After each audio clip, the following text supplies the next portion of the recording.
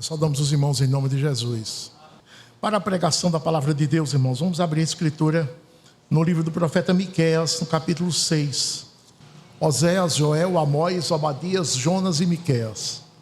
Nós vamos ler entre os versículos 1 a 8, mas vamos nos concentrar no versículo 8, para a pregação da palavra de Deus. Miqueias capítulo 6, a partir do versículo 1 até o versículo 8, diz assim a escritura: ouvi agora o que diz o Senhor. Levanta-te, defende a tua causa perante os montes, e ouçam os outeiros a tua voz. Ouvi, montes, a controvérsia do Senhor, e vós, duráveis fundamentos da terra, porque o Senhor tem controvérsia com o seu povo, e com Israel entrará em juízo. Povo meu, que te tenho feito? E com que te enfadei? Responde-me. Pois te fiz sair da terra do Egito, e da casa da servidão te remi, e enviei adiante de ti Moisés, Arão e Miriam. Povo meu, lembra-te agora do que maquinou Balaque, rei de Moabe, e do que ele respondeu Balaão, filho de Beor, e do que aconteceu desde Sitim até Gilgal, para que conheças os atos de justiça do Senhor. Com que me apresentarei ao Senhor e me inclinarei ante o Deus excelso? Virei perante ele com holocaustos, com bezerros de um ano? Agradar-se ao Senhor de milhares de carneiros, de 10.000 ribeiros de azeite? Darei o meu primogênito pela minha transgressão, o fruto do meu corpo pelo pecado da minha alma? Ele te declarou, ó homem, o que é bom, e que é que o Senhor pede de ti: que pratiques a justiça, e ames a misericórdia, e andes humildemente com o teu Deus. Amém. Nosso Deus, de graça te damos por esta oportunidade, Senhor, quando em meio ao culto tu te levantas e falas aos adoradores. Então, nesta hora, Senhor, digna-te de abençoar a pregação da tua santa palavra. Aplica, Senhor, o martelo do Espírito, tudo que for proclamado nos corações dos ouvintes, tal forma que todos se sintam, Senhor, edificados, confrontados, consolados, desafiados pela tua voz, pela tua palavra, a terem uma vida de santidade. Graças te damos no nome de Jesus. Amém. O título do nosso sermão: o que o Senhor requer de ti?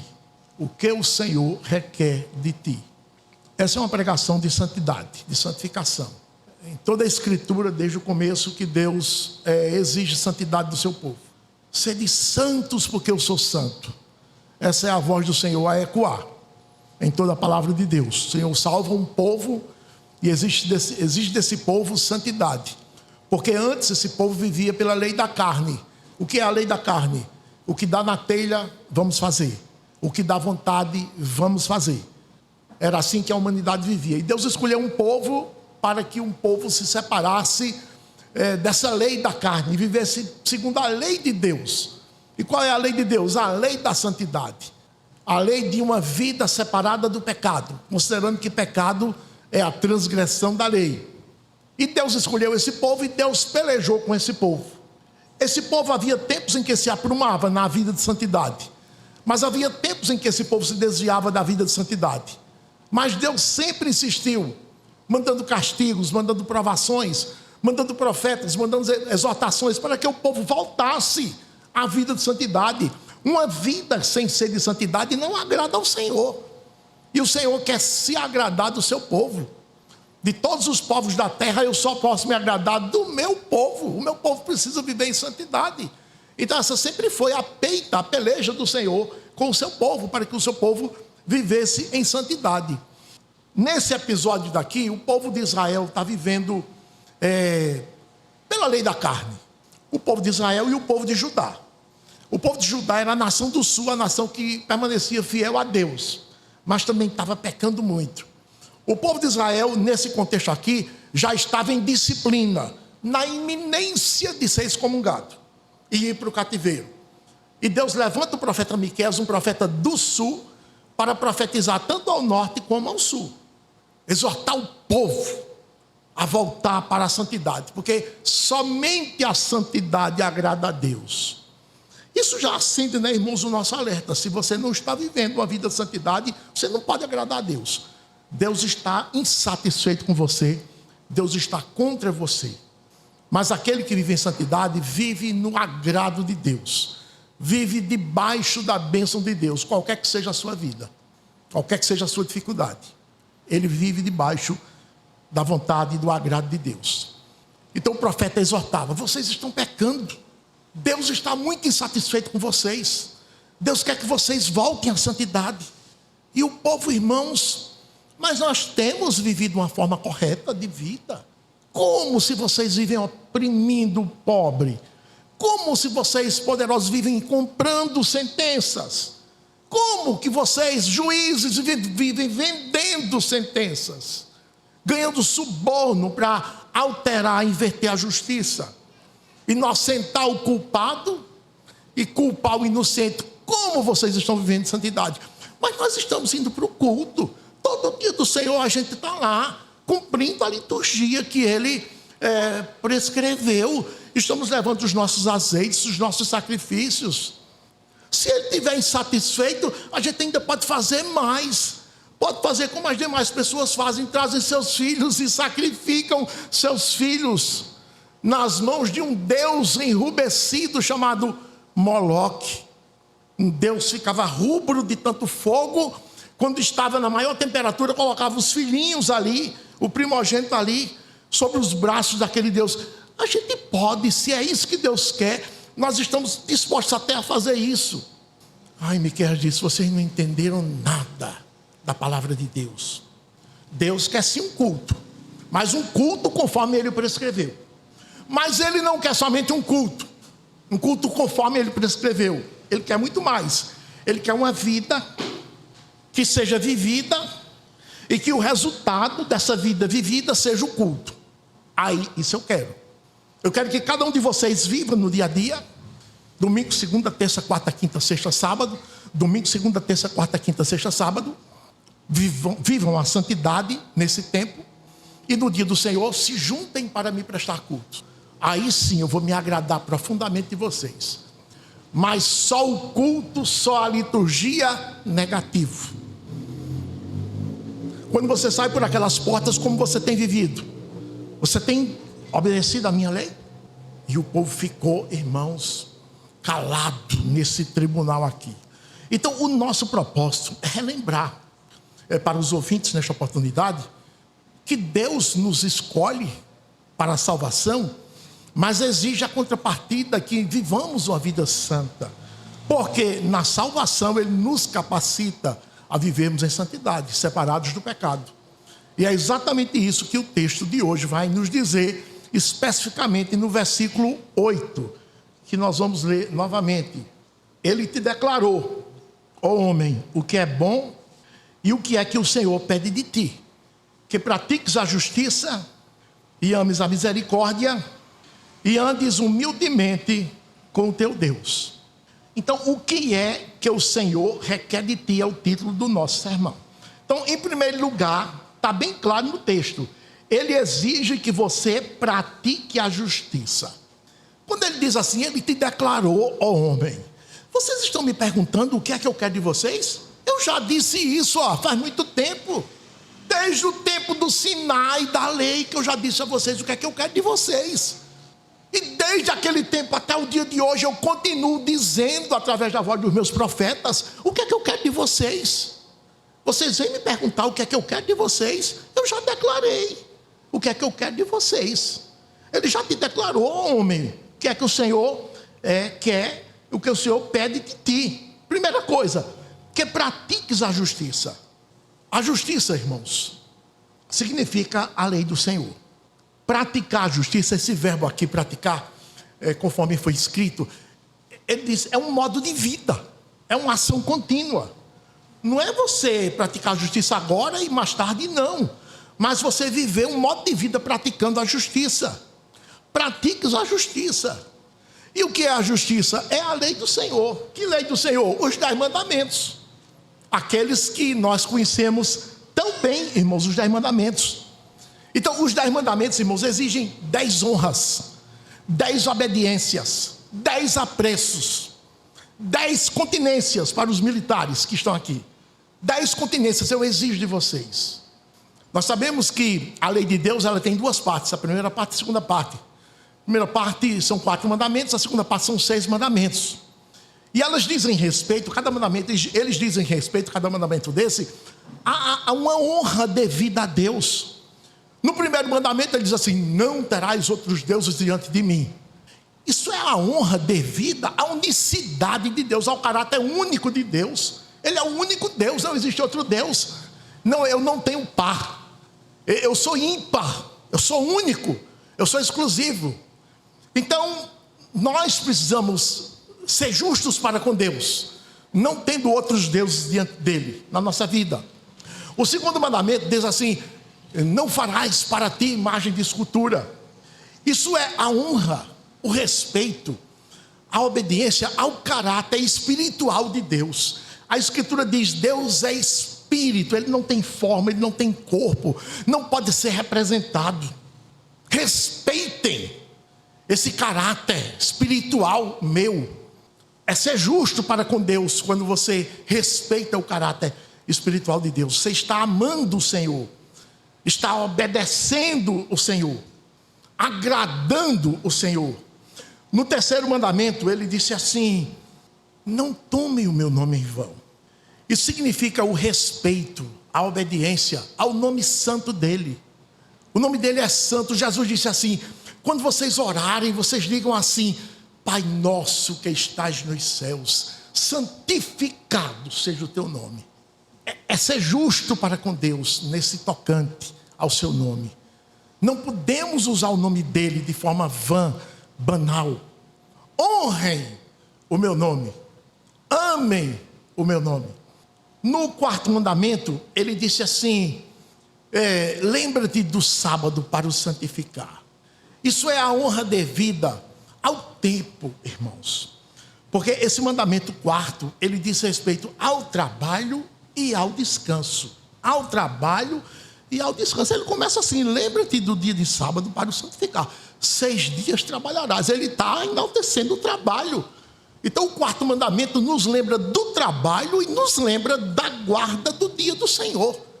Quando nós trabalhamos no dia do Senhor, nós não estamos sendo justos para com o Senhor, exceto aqueles que trabalham a favor da vida, como médico, enfermeiro, que trabalham de plantão. Nem todo dia do Senhor está trabalhando. Ele tem um dia que certamente ele está de folga e ele vai adorar o Senhor, vai cumprir a sua tarefa. O motorista, não é?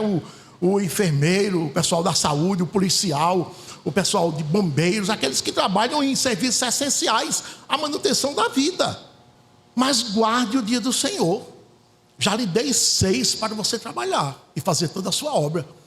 Nós dormimos 8 horas, nós trabalhamos 8 horas e temos 8 horas para deslocamentos, entretenimentos, para estar com a família, para muitas coisas, todas as outras atividades. Dá tempo, o Senhor calculou isso previamente. Ele fez essa conta, irmãos, por isso que ele colocou 24 horas no dia.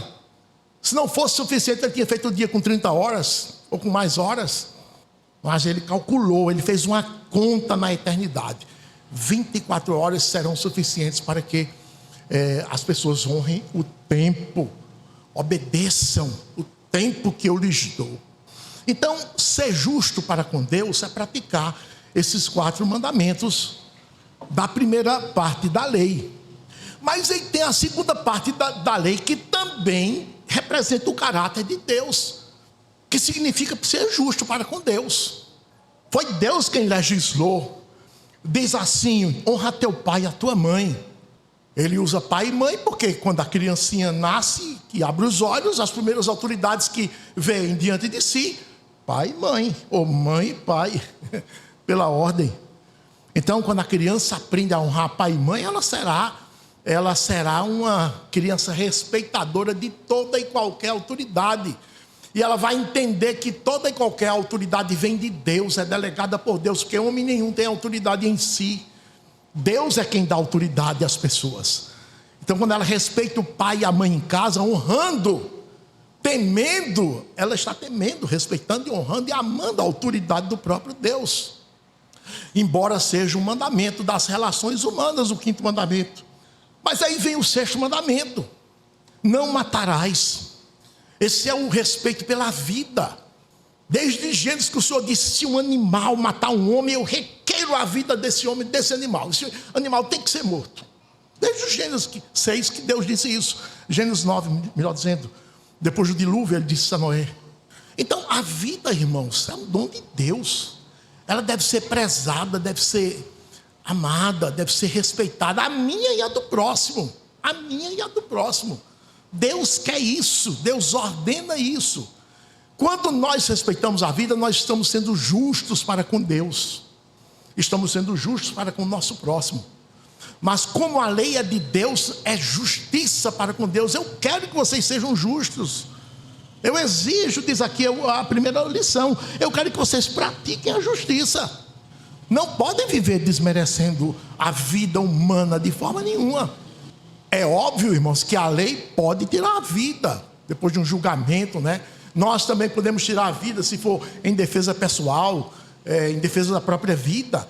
Mas a vida deve ser preservada, irmãos, custe o que custar. Isso é a ordem do Senhor. Depois vem o 7º mandamento: não adulterarás. Isso é o respeito que nós devemos ter para com a sexualidade. A sexualidade é algo fantástico que Deus criou. É um meio pelo qual Ele se utiliza para reproduzir a raça. E Ele deu as regras da sexualidade. E ela é santa. E eu quero que vocês respeitem a sexualidade. Solteiros e casados devem respeitar a sexualidade. Ela é uma bênção. Então, ao não adulterar, vocês estão honrando a sexualidade que eu criei. Honrar a sexualidade é praticar a justiça. Mas aí vem o 8º mandamento. O 8º mandamento diz assim: não furtarás. Esse é o respeito que nós devemos ter pelo patrimônio do nosso próximo. Tudo pertence a Deus, do Senhor é a terra e a sua plenitude, o mundo e aqueles que nele habitam. Mas Ele determinou a cota, a porção, o quinhão de cada ser humano. E Ele dá a cada um das suas posses o quanto Ele quer. E cada um deve cuidar das suas posses, concentrar-se nas suas posses, fazer prosperar as suas posses. Não olhe a posse do próximo, olhe a sua. Olhe a posse do próximo se for para ajudá-lo a prosperar ainda mais. Nunca para de fazer diminuir as posses do próximo. Não furtarás. Honra, tema ao Senhor, honrando as posses do seu próximo. Isso é praticar a justiça. No 9º mandamento ele disse assim: não dirás falso testemunho. Essa é a honra devida à verdade. A verdade tem que ser dita, custe o que custar. Quando nós não dizemos falso testemunho, estamos honrando a verdade. Quem não fala a verdade não agrada a Deus. Quem fofoca, quem usa de maledicência, quem usa de suspeitas malignas, todas essas práticas são injustas para com Deus, porque elas ferem o 9º mandamento. Quem utiliza essas práticas não está temendo nem honrando a verdade. Jesus disse assim: eu sou a verdade. Então honrem a verdade, pratiquem a justiça honrando a verdade. Nada de calúnia, nada de difamação, nada de fofoca, nada de maledicência, irmãos. E o último mandamento dos 10 foi quando ele disse assim: não cobiçarás. Irmãos, de todos os 10 mandamentos, a cobiça é o único mandamento que fiscaliza o nosso interior, fiscaliza o nosso coração, fiscaliza a nossa mente, fiscaliza o nosso pensamento, fiscaliza os nossos desígnios. Então nós precisamos, pelo 10º mandamento, honrar a Deus com aquilo que pensamos, com aquilo que planejamos, com aquilo que traçamos, com aquilo que pensamos a respeito do próximo, principalmente. Nada de cobiças dos bens do próximo, nada de inveja, ficar insatisfeito porque o próximo está prosperando, nada de pensamentos impuros, nada de pensamentos malignos. Fiscalize o seu pensamento, mesmo que seu marido não esteja vendo, sua esposa não esteja sabendo, mesmo que a igreja não venha a saber. Entenda, o Senhor está ali fiscalizando os seus pensamentos, os seus desígnios, o tempo todo. Então honre ao Senhor, rechace da sua mente, do seu coração, todo pensamento que não está de acordo com a Escritura. Afugente, Como diziam os pregadores do passado, o homem não pode evitar que o passarinho pouse na sua cabeça, mas pode evitar que ele faça um ninho. Então, se o pensamento vem à sua cabeça, um pensamento mau, ele veio, ele lhe atacou, mas afugente, espante-o, recite a lei do Senhor, não vou lhe dar acolhida, não vou lhe dar abrigo, porque está escrito, aí cite o 10º mandamento. O 10º mandamento me ordena a que eu tema, que eu respeite a pureza do meu pensamento. Então é isso que Deus quer de ti, que pratiques a justiça. O que é que o Senhor requer de mim? Que eu pratique a justiça. E Miqueias dizia ao povo: o Senhor quer de vocês que vocês pratiquem a justiça, obedeçam à lei. Nada de suborno praticado, roubando, nada de comprar sentença, adulterando a sentença, matando, nada de pensamentos impuros, fornicando, adulterando, nada de malversar a verdade, mentindo, nada de sacrificar filhos ao Senhor. O Senhor nunca pediu isso, Ele não quer isso. Nada de honrar, de desonrar o nome de Deus, nada disso, nada de culto idólatra. Eu quero isso, que vocês pratiquem a justiça, respeitem, honrem toda a minha lei. Essa, irmãos, foi a primeira exigência do primeiro dos requerimentos do Senhor. O que é que o Senhor requer de ti? Eu quero que você pratique a justiça. Eu já disse isso a você, desde muito tempo. Todo esse tempo eu estou pelejando com vocês para exatamente isso. Pratiquem a justiça. O nome disso é ser justo. O nome disso é ser santo também. Mas aí tem uma segunda parte do requerimento. Em segundo lugar, o que é que o Senhor requer de ti? Ele disse assim: que ames a misericórdia. Essa palavra misericórdia é interessante. Ela é composta de 2 radicais, né? Miséria e cordes. Miséria, a gente já sabe o que é. São as nossas misérias, as nossas fraquezas, as nossas desventuras, as nossas tendências para o mal, para fazer a coisa errada. Nós somos os miseráveis, nós somos os coitados, irmãos. Você olha para o seu próximo, ele fez uma coisa horrível, e você olha, você diz assim, se você for misericordioso, você diz assim: eu também podia ter feito isso. Se você não for misericordioso, ele tem que pagar, ele tem que sofrer a penalidade. Você age dessa forma, sem misericórdia. Então, miséria e cordes. Cordes é uma palavra que na língua significa o coração. Olhe para as misérias do seu próximo com o coração. Não olhe com os olhos do juízo, do julgamento, da condenação, da punição. Olhe para as misérias do seu próximo com o coração. Isto é, com compaixão. E ele diz aqui: ames a misericórdia. Nós sabemos, irmãos, que amor é sempre prática, né? Amor é sempre prática. Não existe amor de palavras, eu te amo. Isso é tudo fantasia. Amor é prática. Por isso que nós não somos obrigados a encontrar o inimigo na rua e dizer: oh, meu amigo, que prazer eu tenho. Não, mas se o inimigo estiver caído, você é obrigado a levantá-lo. Se o inimigo estiver passando uma necessidade, você é obrigado a participar da vaquinha para comprar o remédio dele, para fazer a cirurgia dele. Isso você é obrigado. O nome disso é misericórdia. O nome disso é amor. Amor é prática, amor não é sentimento, gostar. Ninguém gosta do inimigo, mas nós amamos o inimigo. Então o Senhor quer que nós amemos a misericórdia. Em outras palavras, Ele quer que nós pratiquemos o amor. Pratiquemos o amor. Jesus disse assim: esses 6 mandamentos da segunda parte da lei se resumem em um só: amar o próximo. Não foi? Amar o próximo. Então quando Ele diz assim: quero que você ame a misericórdia, Ele está dizendo: eu quero que você pratique o amor para com o próximo. E o que é praticar o amor para com o próximo?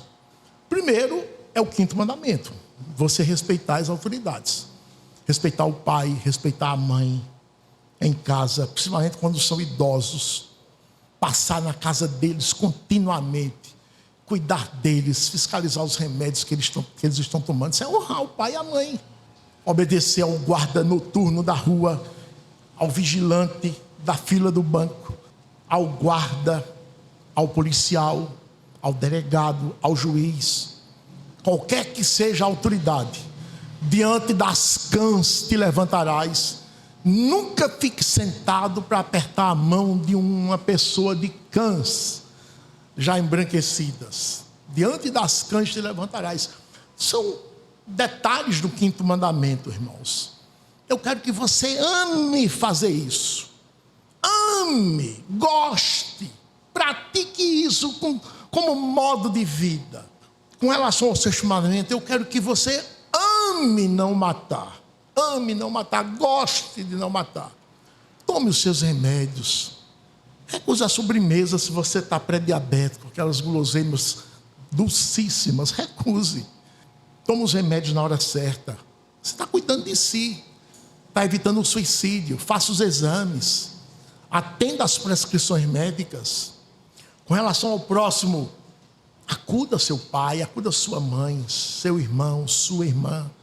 Os da família de casa. Os vizinhos necessitados. Dona Maria ali da esquina que está doente, coitada, não tem ninguém por ela. Tem uma filha dela que mora lá do outro lado da cidade. Quando pode é que vem? Vá lá todo dia, toda hora, todo instante. Não mate Dona Maria. Acuda a Dona Maria. Os irmãos da igreja, aí esses sim é que você deve cuidar. Mas esses sim é que você deve cuidar. Os irmãos da igreja. Os irmãos da igreja que precisam... Irmãos, nós somos, como crentes de forma geral, muito maltratados pelo mundo. O mundo já nos maltrata demais. Jesus disse que quer que nós cuidemos, carreguemos no colo uns aos outros. Praticamente, se for preciso. Lave os pés do seu irmão. Lave.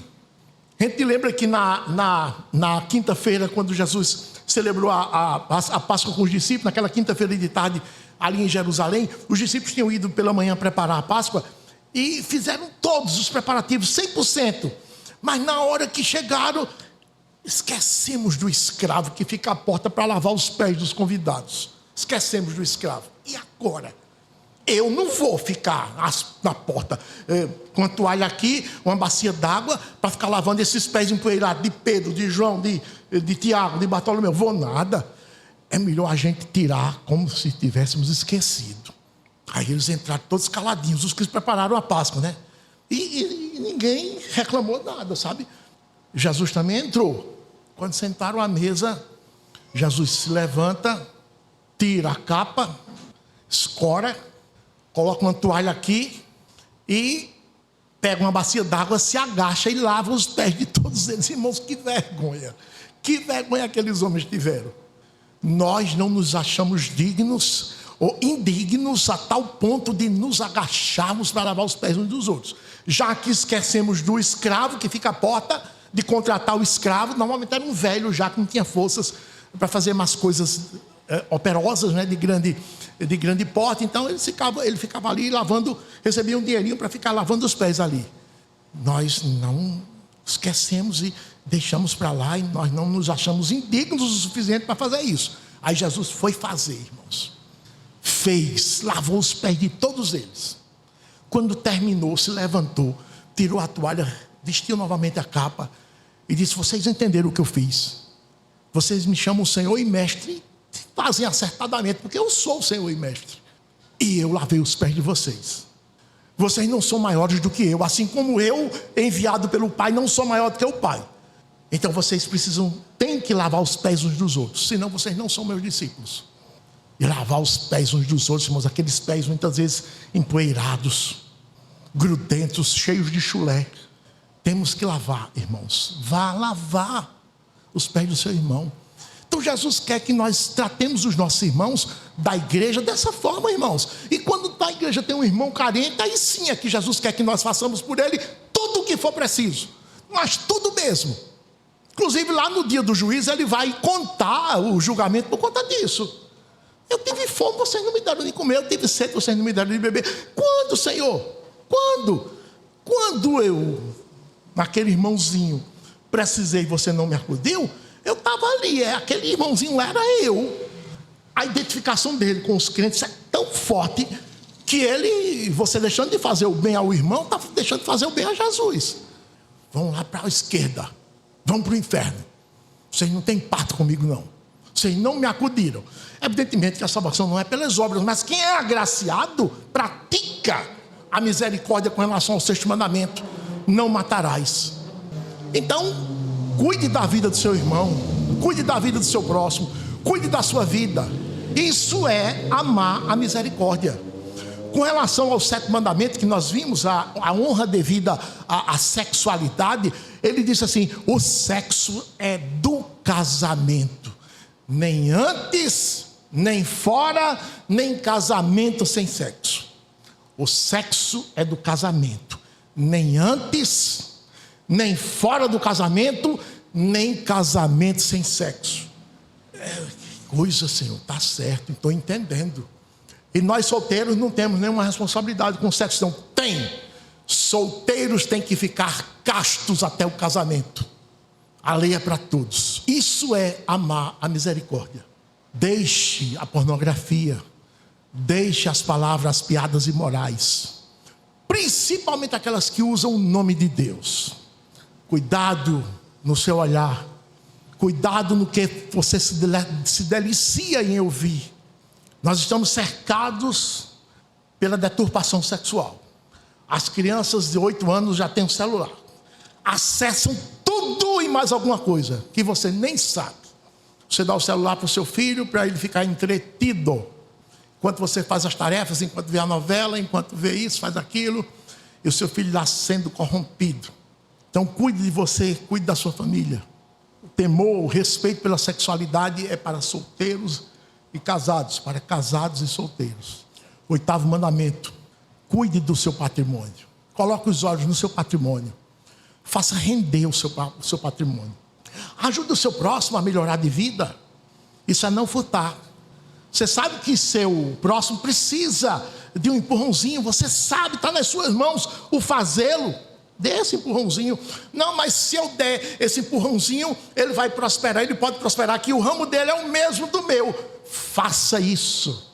Faça isso. Dê um empurrãozinho a ele. Mesmo que ele prospere mais do que você, faça isso. Os irmãos, você lembra que na hora H estava Abraão e Ló aqui. Ló, a terra está diante de nós. Escolha. Se você for para a direita, eu vou para a esquerda. Se você for para a esquerda, eu vou para a direita. Ló levantou os olhos, viu as campinas verdes ali na direção de Sodoma e Gomorra. Muita água, muito pasto, muito verde. Titio, eu vou para ali. Tudo bem, então eu vou para cá.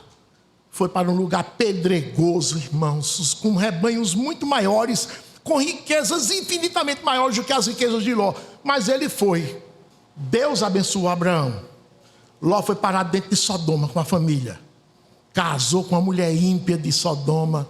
Teve 2 filhas depravadas, imundas, que engravidaram do próprio pai por um planejamento envolvendo alcoolismo, embriaguez. Cumpra a lei de Deus. Ame a misericórdia. O Senhor vai lhe abençoar. Se agrada de você. Tenha certeza disso. Não furte. Não furte. Sustente a sua igreja dignamente. Dê o seu melhor. O melhor do seu salário, da sua renda, dê à igreja. A igreja é um organismo vivo, criado por Cristo, colocado aqui na terra, só para fazer o bem. Só para fazer o bem. O que você puder fazer pela igreja do Senhor, faça. Mas faça com gosto e gás, como se diz. Faça o seu melhor pela igreja. Contribua com o seu máximo com a igreja. Nunca deixe a igreja passar necessidades. Nunca deixe a igreja deixar de sustentar o culto por falta de salário adequado para o ministro.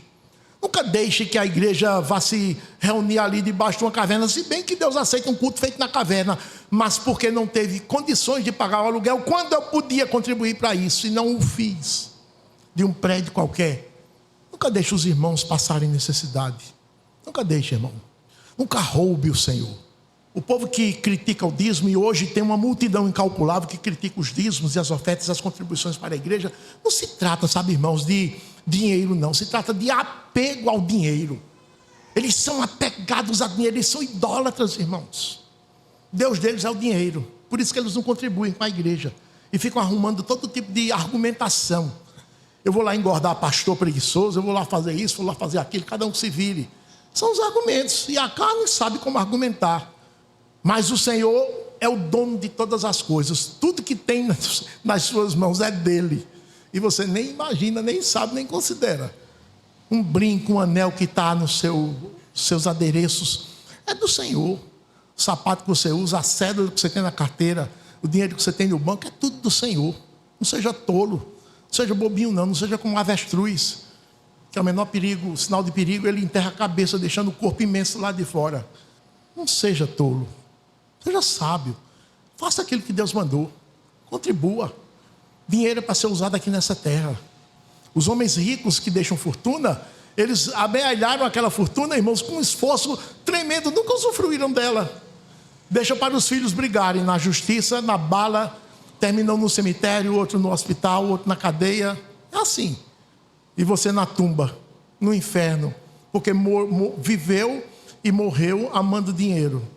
Não furtarás, ame a misericórdia, seja liberal, seja mão aberta, seja pronto para contribuir. Isso agrada ao Senhor. No 9º mandamento, que nós devemos amar a misericórdia, ele disse assim: ame a verdade, respeite a verdade, fale a verdade com o seu próximo, fale cada um a verdade com o seu próximo, e assim cumprireis a lei de Cristo. Não minta.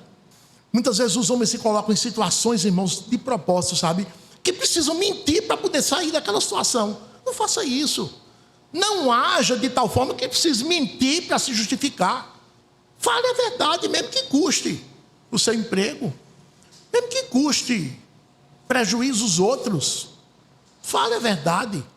Muitas vezes você fica dormindo até tarde e vai chegar atrasado na aula, no trabalho, já vai planejando uma mentira para se justificar quando chegar. Que é isso, irmão? Que é isso? Tenha respeito pela verdade. Ame a misericórdia. Misericórdia faz parte do 9º mandamento. Está dentro do escopo do amar a misericórdia. E no 10º mandamento, não cobice. Respeite, ame a misericórdia. As coisas do próximo são dele, não queira para si. Fiscalize os seus pensamentos, os seus desígnios. O que é que você está pensando? O que é que você está planejando? Planejando o mal, urdindo, tramando contra o próximo? Que é isso? Contra o marido, contra a esposa? Planejando mentir para o patrão? Planejando mentir para o empregado? Os puritanos diziam que o homem pode estar sentado numa cadeira de braços cruzados assim, irmãos, com os olhos fechados, pecando no 10º mandamento. Já pensaram? Porque é o único mandamento que fiscaliza o meu interior, o meu coração, a minha mente. É esse mandamento. Nada escapa, irmãos, nada escapa. Sobre tudo que se deve guardar, disse o sábio em Provérbios 4, guarde o seu coração, sua mente e seus desígnios, porque é dali que procedem os desígnios da vida. É do coração. As fontes da vida todas saem dali, para o bem ou para o mal. Por isso que guardar o coração é um ato de misericórdia. Porque nós somos tendentes a pensar tudo. Não, eu penso o que eu quero. Eu sou livre para pensar. Não. A Escritura diz assim: leve todo pensamento cativo à obediência a Cristo. O apóstolo disse: leve todo pensamento cativo à obediência a Cristo. Nós somos escravos de Cristo. O que é que o Senhor quer que eu pense? Pensamentos bons, honestos, de boa fama. Se alguma virtude há, se algum louvor existe, seja isso que ocupa o vosso pensamento. Isso é o 10º mandamento, meus irmãos. Então, ame a misericórdia. Quando nós agimos dessa forma, nesses mandamentos da segunda parte, para com o nosso próximo, nós estabelecemos a harmonia dentro da igreja. Estabelecemos a harmonia dentro da família. Aqui todo mundo se ama, aqui todo mundo se abraça, aqui todo mundo se ajuda. Aqui ninguém tem um querendo destruir o outro, é todo mundo em harmonia. É assim, irmãos, dentro da igreja também, nas relações com os irmãos, onde quer que você esteja. Isso transparece com facilidade. Ele é misericordioso. Ele age com o coração. As pessoas vão apontar para você e vão dizer isso. É alguém que age com o coração. Que beleza, né? Como Cristo é glorificado quando agimos dessa forma. É isso que eu requero de você. Que você ame a misericórdia. Isto é, pratique a misericórdia. Então repare, a primeira lição: pratique a justiça. Obedecer os 10 mandamentos, honrar cada um dos mandamentos e o que eles significam. Amar a misericórdia.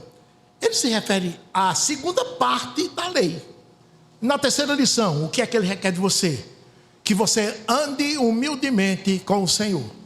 Ande humildemente com o Senhor. Isso diz respeito aos detalhes dos 4 primeiros mandamentos, irmãos. Andar é uma forma de vida. Andar é viver, é praticar. Andar é praticar, é fazer, é viver. Ande humildemente com o Senhor. Vamos falar um pouco da humildade. O que é humildade? Humildade é o oposto de soberba. O que é soberba? Soberba é orgulho, é presunção, é essas coisas que a gente sabe. Mas numa definição bem clara, soberbo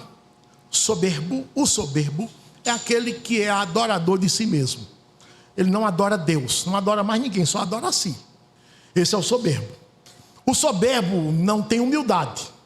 Ele critica os demais porque adoram Deus. Rapaz, você vai deixar de adorar a si para adorar a Deus?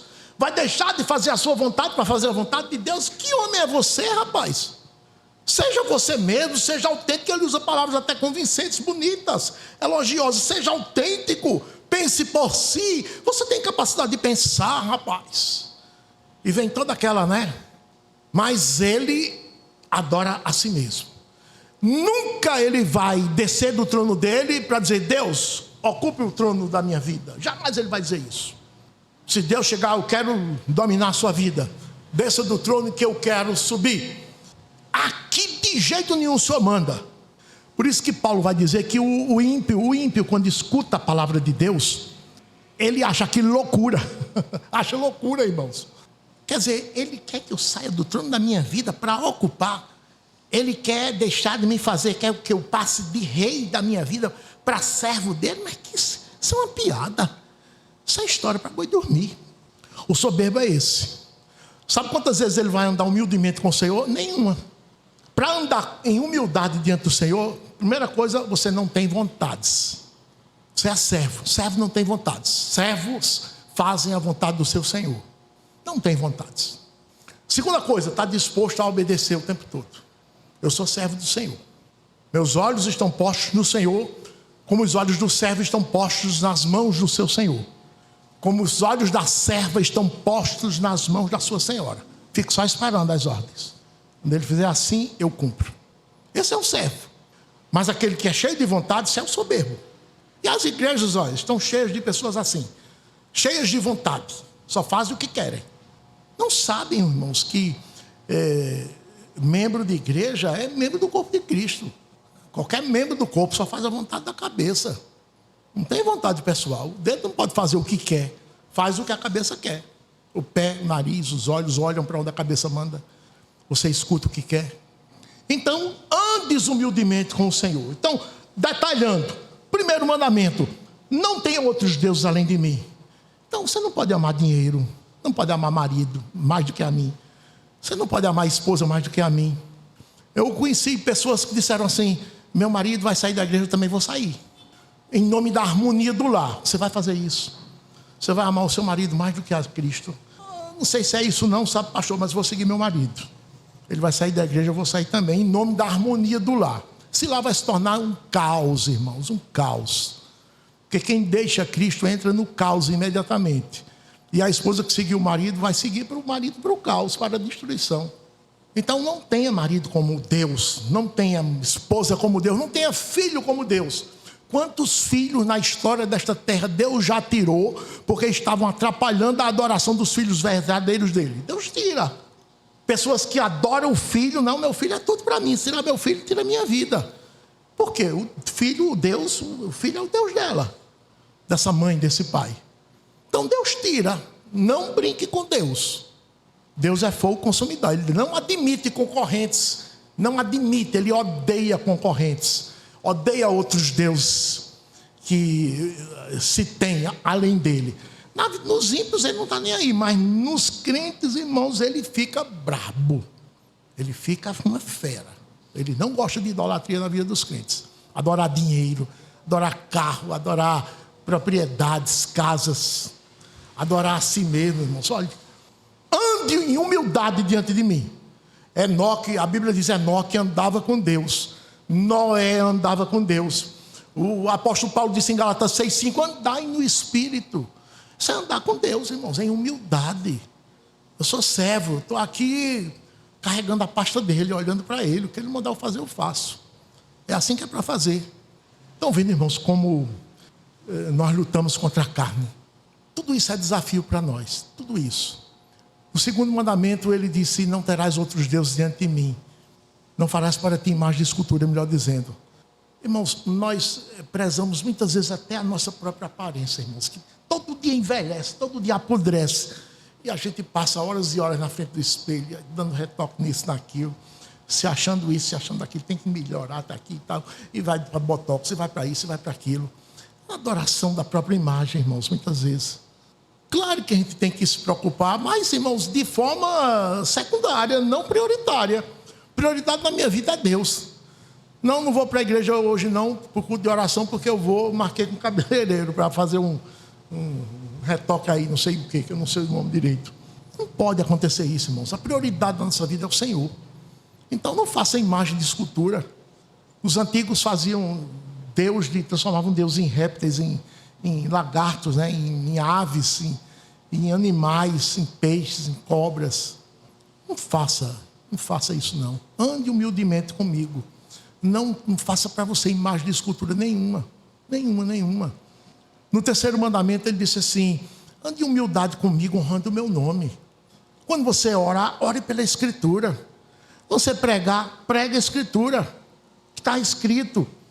Se você pregar o que não está escrito, ou se você der uma interpretação mentirosa, você está usando o meu nome em vão. Se você orar sem ser pelos conceitos da escritura, está usando o meu nome em vão. Até a oração que você faz em casa, no secreto, tem que ser segundo os conceitos da escritura. Por isso que você precisa conhecer a escritura para não orar desonrando o nome de Deus. É muito santo o nome de Deus. Quem é aqui que gosta de ter o seu nome dito em piadas? Ninguém gosta.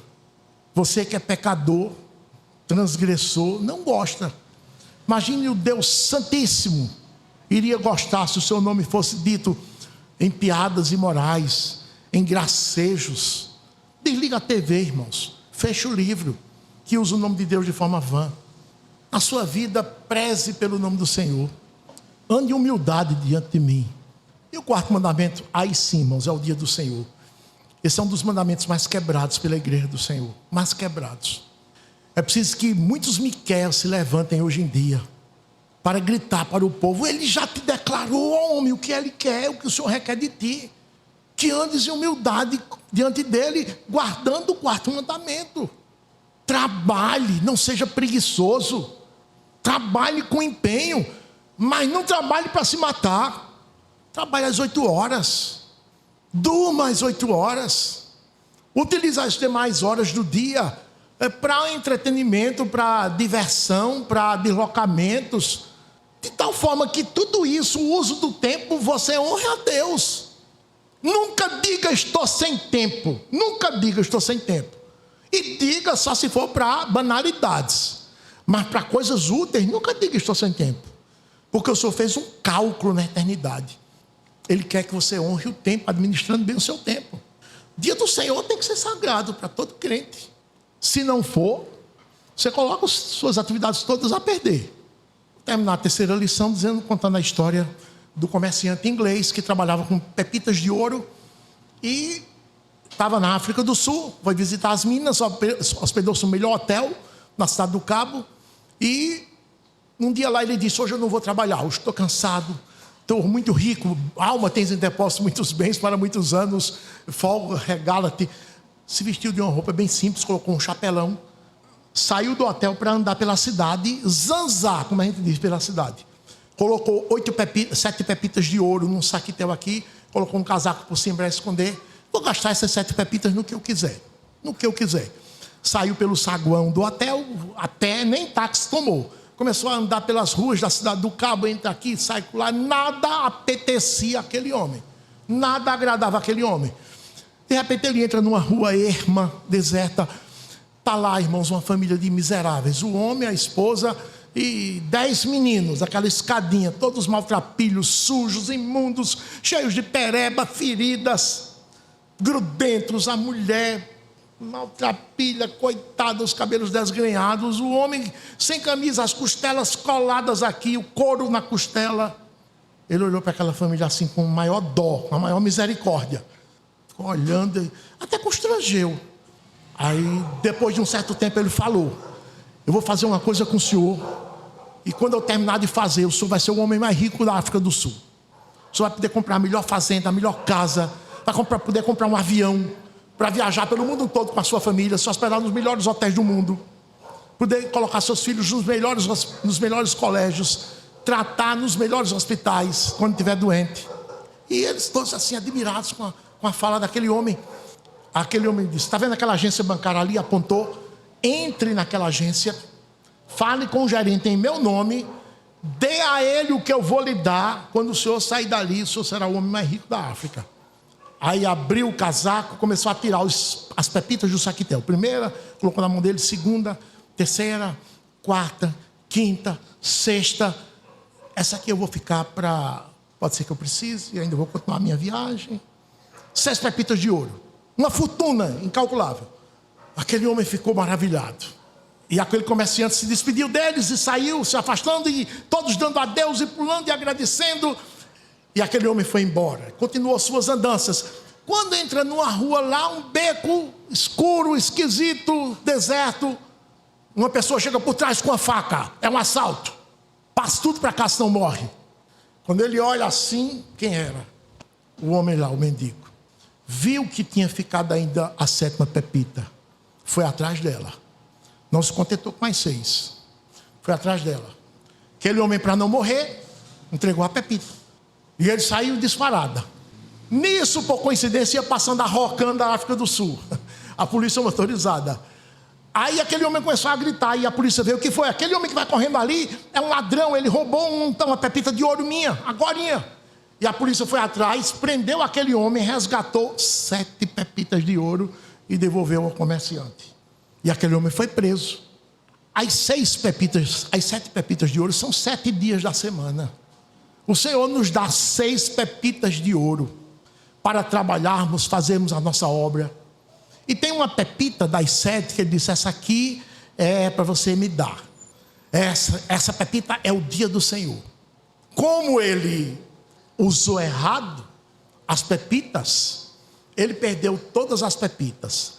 Quando nós transgredimos o dia do Senhor, irmãos, ficamos em casa, dormir. Amanhã eu vou dormir até tarde. Vi um filme até 2, 3 horas da madrugada, do sábado para o domingo, com meu marido, com minha esposa.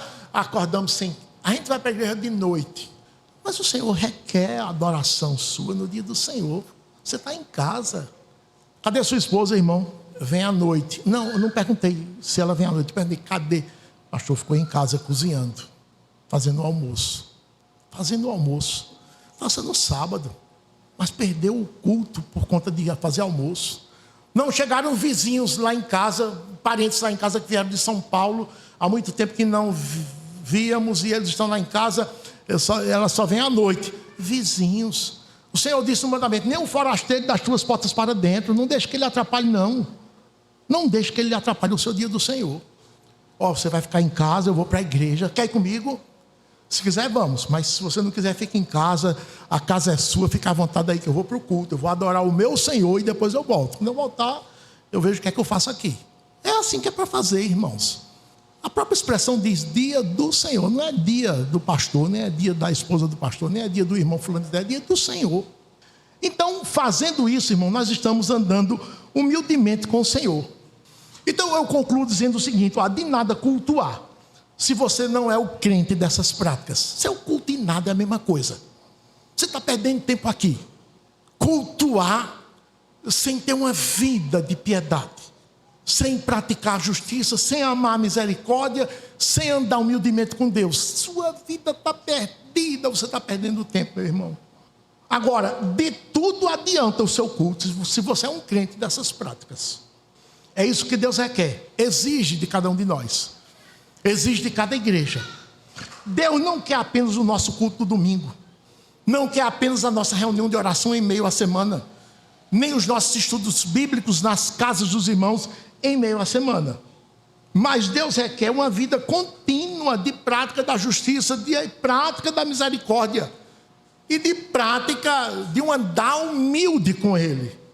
Aí sim, quando sua vida for assim, associado com o culto, é uma bomba.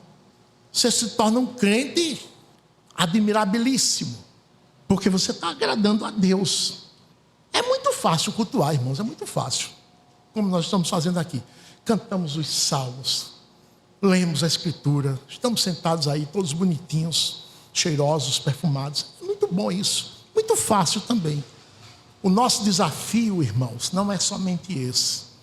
Nosso desafio maior é viver praticando a lei do Senhor. Deus nos salvou pela graça para que nós praticássemos a sua lei, obedecêssemos a sua lei. É essa a vida cristã. Quem não vive nesses moldes, irmãos, não pode se considerar um cristão. Não pode. Ele te declarou, ó homem, o que é bom, o que é ético, o que é o bem, o que é aprazível e o que o Senhor requer de ti. Que pratiques a justiça, ames a misericórdia e andes humildemente com o teu Deus. Se você tiver ouvidos para ouvir, você ouça. Amém.